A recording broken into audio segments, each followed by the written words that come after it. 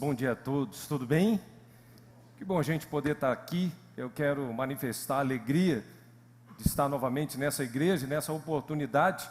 A minha pequenininha já um pouco mais crescida, né, com 13 anos de idade, pasmem vocês, né? E o Lucas está lá em São Paulo com 19 anos, e a Márcia hoje trabalhando, porque alguém tem que ganhar dinheiro naquela casa, irmãos. Então aprove o Senhor, né, deixar a Márcia hoje de plantão, mas é uma alegria a gente estar aqui nessa manhã. O que eu ia pedir, pastor? O microfone, se a Meline puder orar, ore. Eu quero pedir à igreja, eu sei que vocês já sentaram e se levantaram, mas eu queria pedir para você estar de pé mais uma vez. Vamos orar nesse momento por essa palavra, e logo após, quero desafiar você a abrir a palavra de Deus no livro de Lucas, no capítulo 24, nós estaremos lendo dos versos 13 em diante. Meline, ora para a gente, por favor, minha filha. Oremos. Senhor, meu Deus, meu Pai, quero te pedir, Deus, pela vida do meu Pai, que tudo que Ele falar aqui, Deus, seja o Senhor falando através dele, Pai. Que a palavra dele atinja os corações, que a sua palavra atinja os corações e que as pessoas saiam diferentes do modo como a qual entraram, Pai. Toma a vida de cada um aqui nas tuas mãos, Senhor. Chegamos seguros e nos leve de volta, Senhor, do mesmo jeito. Muito obrigada, Deus, pelas tuas bênçãos nas nossas vidas, Senhor, em nome de Jesus. Amém. Amém. Você pode então abrir a palavra do Senhor ainda de pé. Enquanto você está abrindo, ainda de pé, eu quero manifestar aqui o carinho da PIB de Campo Grande, a pessoa do pastor Carlos Elias, agradecer a recepção aos irmãos, ao Ricardo Nunes e a Márcia Soriano, e que já me recomendaram, falaram assim: pastor, o senhor tem o tempo que for necessário, não se preocupe, quando for chegando assim meio-dia, se alguns irmãos estiver saindo, é porque foram chamar alguém, porque está muito bom. Se chegar 1h da tarde, o remanescente ainda estiver, se dirigindo à portaria, é porque foram chamar mais outros, que está melhor ainda. Então, pastor, fique à vontade. A única concorrência que a gente tem nessa manhã é concorrer com a sua paciência, para que nos próximos 20, 25 minutos, nós estejamos aqui juntos, compartilhando essa palavra desse Deus que é vivo e que é poderoso. Amém, queridos? Vamos ler então a palavra do Senhor. Lucas 24, do 13 em diante.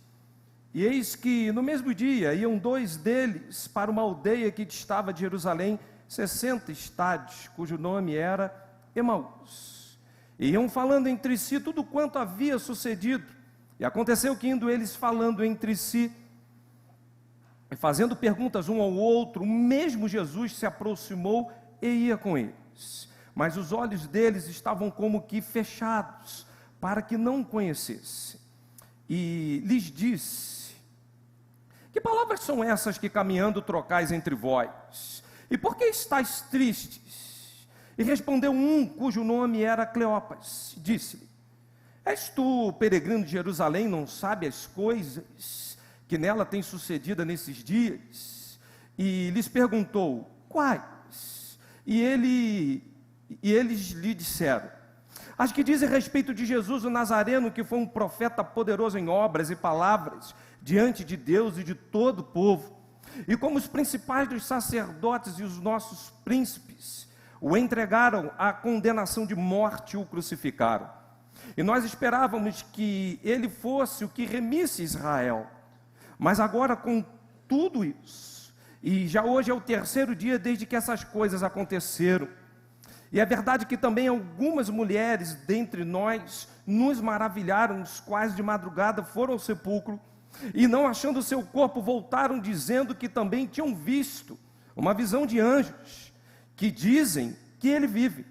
E alguns que estavam conosco foram ao sepulcro e acharam assim com as mulheres que haviam dito, porém não viram. E ele lhes disse: honestos e tardos de coração, para crer tudo o que os profetas disseram. Porventura não convinha que o Cristo padecesse essas coisas e entrasse na sua glória? E começando por Moisés e todos os profetas, explicava-lhes o que se achava em todas as escrituras. E chegando à aldeia para onde iam, e ele o fez como que ia para mais longe, E eles o constrangeram, dizendo: fica conosco, porque já é tarde, e já declinou o dia. E entrou para ficar com eles. E aconteceu que, estando eles à mesa, tomou o pão, abençoou, partiu e lhe deu. E abriram-se-lhes então os olhos, e o conheceram. E ele desapareceu-lhes. E disseram um para o outro: porventura não ardia em nós o coração quando pelo caminho nos falava e quando nos abria as Escrituras?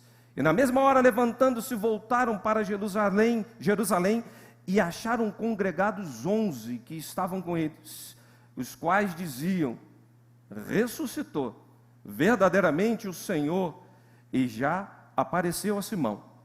E eles lhes contaram o que lhes aconteceram no caminho, e como deles foi conhecido no partir do pão. Podeis assentar.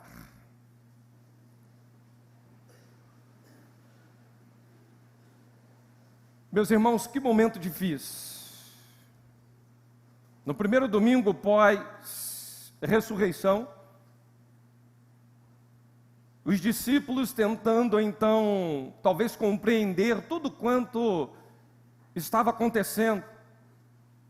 Um momento de enorme reflexão, um momento de indagação, um momento de redirecionamento, um momento em que alguns podiam dizer: esse Jesus devia estar parecido para aquelas lideranças, para o pretório, para os soldados. O curioso é que o texto vai demonstrar que esse Cristo aparece para uma mulher que talvez não tivesse crédito diante dos outros. Até porque Maria Madalena, uma ex-endemoniada. Imagine o que é uma mulher, naquele tempo, que nem se contabilizava no censo que era feito, ainda testemunhar de algo inédito, talvez inacreditável para alguns, e tendo a vida pregressa que ela já tinha demarcado com tudo e com todos, acerca da sua história de uma mulher que devia viver em sepulcros, caindo de tantos demônios que ela possuía. Era um momento em que estava vivendo todo este povo desta narrativa. E o comentário geral na cidade, tocava na CBN, estava no Facebook, no WhatsApp, era: será que é verdade? E Twitter e Instagram nem se fala, irmãos. O comentário geral era: o que deverá estar sucedendo de fato? Esse Jesus que um dia veio aqui, morreu, será que ele realmente ressuscitou? Será que todas essas coisas, elas são verídicas? E eu percebo num primeiro momento, avaliando o texto, que o nosso Senhor e Salvador Jesus Cristo, ele morre e ele ressuscita para que nós saiamos do mundo dos mortos para o mundo dos vivos. No momento da crucificação, ele declara: tetelestai, está consumado. Toda a sua obra ali foi entregue. Vem então o Shabá, o sábado, e é o momento do descanso, do repouso. E para aqueles que foram em Israel, sabem que você vai em Israel num sábado, nem o elevador você aperta o botão, ele para de andar e andar para ninguém ter trabalho. Era o momento do repouso. E chega no domingo, entra a obra redentora do Senhor, que é para ressuscitá-lo. E ele então aparece com esplendor, um corpo glorificado, sai do mundo dos mortos para o mundo dos vivos. No mundo dos mortos, o caminho era evitar a cruz. O próprio Pedro tentou fazer isso, impedindo os soldados, cortando a orelha de Malco. A gente vai observar em todas as Escrituras os discípulos dialogando com ele, falando: tende misericórdia de você mesmo. Mas no mundo dos vivos era necessário que ele encarasse a cruz. No mundo dos mortos a gente vai perceber os sinédrios, os líderes, todos aqueles homens religiosos dizendo: é necessário que ele seja crucificado, que ele morra. Mas no mundo dos vivos, Deus falou: estou permitindo para que haja então um movimento, ele seja o precursor de uma obra excelente que eu vou fazer em todo aquele que nele crê. No mundo dos mortos, a gente vai perceber que muitos já deviam estar soltando fogos, rojões e dizendo: fim de linha, acabou tudo. Mas no mundo dos vivos, na verdade, só estava iniciando um grande processo de glorificação, ao qual o Pai lhe daria um nome que é sobre todo nome, lhe dando todo o poder e toda a autoridade. O verso 21 vai mostrar para a gente que os discípulos começaram a viver uma vida de ócio, voltaram suas rotinas, perderam a perspectiva. A gente acha até mesmo que ócio é a gente não fazer nada. A gente não acha que ócio é assim, mas ócio é optar não fazer nada. Eu estou aposentando no meu trabalho secular, e que bênção, irmãos, é poder dizer isso, né? Irmãos, morram de inveja, 49 anos aposentado, mas o nível de trabalho que eu já tive, 14 anos sem férias, 3 licenças não gozadas, conciliando, morando em Campo Grande, trabalhar no centro da cidade, ministério, que dificuldade. E agora, eu olho assim para alguns, e no decorrer de toda essa minha trajetória, a minha família consegue ir para um ócio de um cinema, ficar 2 horas parados em frente a uma TV assistindo um filme, irmãos. Isso para mim é surreal.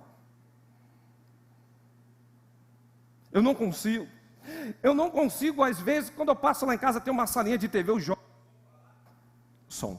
E aí, esses jovens estando nessa salinha, eu fico pasmo como é que eles conseguem ficar tanto tempo paralisados diante de uma TV, sabendo que aquele filme é tudo mentira. Nada dali é verdade, irmãos. Eles estão ali, sabe, mas eles entram no filme, eles se choram, se emocionam, impressionante. Eu passo e falo assim: será que eles não sabem que isso aí tudo é inverídico? Momento de ócio, de optar em assistir um filme. Aí eu fico me recordando da minha infância, irmãos, quando a gente era criança, e a gente gostava às vezes de ir para a praia. E a gente ia ali, né, em Campo Grande, sempre morei ali. A gente ia para aquelas praias ali fantásticas, chamadas Sepetiba e Ana Luísa. Alguém conhece isso? Os irmãos conhecem, glória a Deus por isso. E quando nós íamos para... era um momento de ócio, porque a gente levava um pneu, aquela câmera de pneu. E não era piscina Tony, mas era a alegria da garotada. Era todo mundo em cima daquelas boias, olhando para aquele sol causticante, e a gente não fazia nada. Que momento... Você está rindo que você já fez isso, né, irmãos? Que momento de ócio.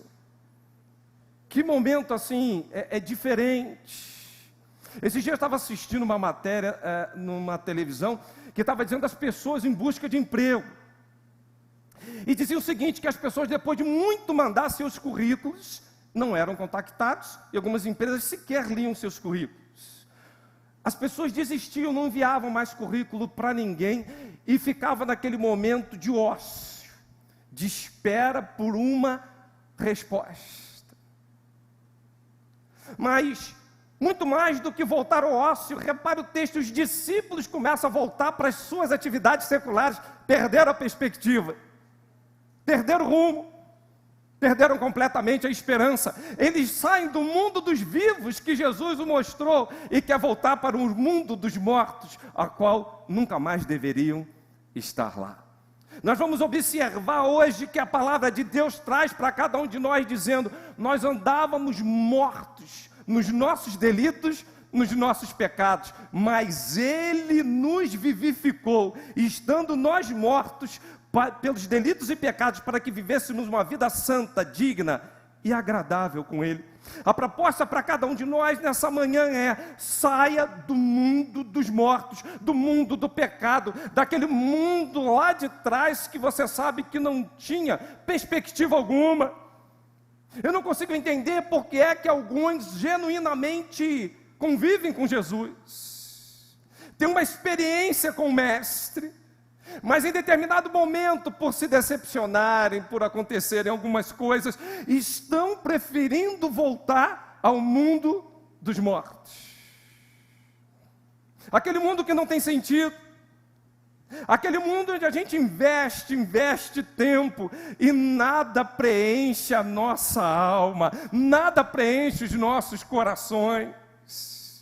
Os discípulos estavam ali vagando, discutindo, comentando, meio que atordoados, sem saber o que fazer, retornando ao mundo dos mortos. E o apóstolo Paulo começa a questionar a cada um de nós: onde está, ó morte, a tua vitória? Onde está, ó morte, o teu aguilhão? Porém, sejam dadas a Deus toda a glória por intermédio de Jesus Cristo, que ressuscitou dos mortos. É para que vivamos uma vida viva na presença dEle. A Bíblia nos diz: e Ele nos regenerou, segundo a sua rica misericórdia, para uma viva esperança mediante a ressurreição de Cristo Jesus. Irmãos, não dá mais para vivermos uma vida de mortos, uma vida entregue em delitos, em pecado, flertando com aquilo que sabemos está desagradando ao Mestre. No segundo momento, a gente percebe através do texto, já no verso 27, que Jesus entra numa conversa com os discípulos, e eu percebo aqui os discípulos caminhando, e a Bíblia só fala o nome de um deles. A especulação de que era um casal, não era um casal, mas isso não importa. Importa que o Mestre entra na conversa. Vocês já viram aquelas filas de banco? Quando você vai comentar alguém com alguma coisa, sempre entra alguém numa conversa. Foi mais ou menos assim, irmãos. Eles iam comentando, falando, né? E quando o Mestre se apresenta, como se ele não soubesse de nada, querendo experimentar os dois, começa a dizer: o que está vendo? O que está sucedendo? E a tradução agora não é Ferreira de Almeida, Revista Corrigida, a tradução é Anderson Maciel. Os discípulos falam assim: não é possível, você é um alienado que não sabe o que está acontecendo aqui nos últimos dias, de onde você sai? Só se comenta isso na cidade. Não é possível que nós estejamos comentando isso, falando de todas essas coisas, e você não sabe o que está acontecendo. Aí Jesus pergunta: quais? Para experimentá-los. E eles continuam falando. E o texto mais a seguinte chega no verso de número 27. Jesus retoma a conversa e a palavra vai dizer, a palavra de Deus vai dizer, que Jesus começa a expor toda a palavra para eles, e explicar tudo direitinho. Olha o verso de número 27. Toda a palavra. Começa, o judeu fazia isso desde lá do Antigo Testamento, aos profetas, salmos. Que sermão demorado de Jesus! Não há como, irmãos, termos uma vida realmente na presença de Deus, se nós não vivermos toda a sua palavra. É a palavra completa, é a palavra de Gênesis e Apocalipse, é a palavra que resgata, é a palavra que cura, é a palavra que salva. Eu trato às vezes com muitos encontros de casais, e quando eu olho, às vezes, os preletores chamados, geralmente são testemunhos. Usam um texto de pretexto, fora de contexto, e fica 50 minutos dando um testemunho. Desculpe, irmãos, testemunho é importante, traz até um certo frenesi. Mas é a palavra que cura, é a palavra que trata, é a palavra que restaura, é a palavra que transforma. E Jesus começa a fazer, e o termo grego utilizado ali é dirmeneu, é explicar tudo por tintim, é pormenorizar tudo, do início ao fim. Deixa eu ter uma conversa com esses dois. Expor toda a palavra, toda. Porque tem gente dizendo por aí que não lê mais o Antigo Testamento, só vê o Novo, porque antes não tinha, graça e por aí vai. Irmãos, antes de Deus falar, haja luz, Deus já tinha dito, haja cruz. Vai ver Efésios, tudo. Ei, desde antes da fundação do mundo, a cruz já estava prevista. Começa lá falando, apontando para esse Deus, e termina falando dele. A Bíblia se completa por si só. Mas no Novo Testamento, aí entra a graça. Aí vai para Atos 5 e vê ali aquele negócio ali, Ananias e Safira, se não tem ali a ira, se não tem ali algo diferente no Novo Testamento. Ah, eu só gosto disso, não gosto daquilo. Aí tem gente que quer criar dogmas dentro da igreja, dizendo, eu tive uma experiência com Deus. Experiência não pode preponderar sobre a palavra de Deus. Submeta a tua experiência à palavra. É a palavra que vai trazer o rumo para nós. É a palavra que vai trazer cura para cada um de nós. E tem gente se perdendo disso desde o Éden, quando Deus chama Adão e fala, Adão, tudo bonitinho aí, não toca nessa árvore não. Tá bom? Aí entra a serpente. Ele disse isso, mas será que é isso aí mesmo? Dúvida. Na palavra de Deus. Olha só. E aí, depois de lançar a dúvida, fala assim, não.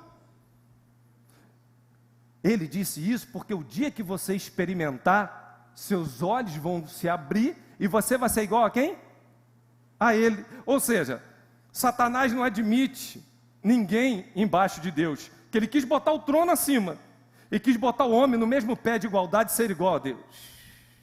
É a velha serpente, tentando deturpar a palavra.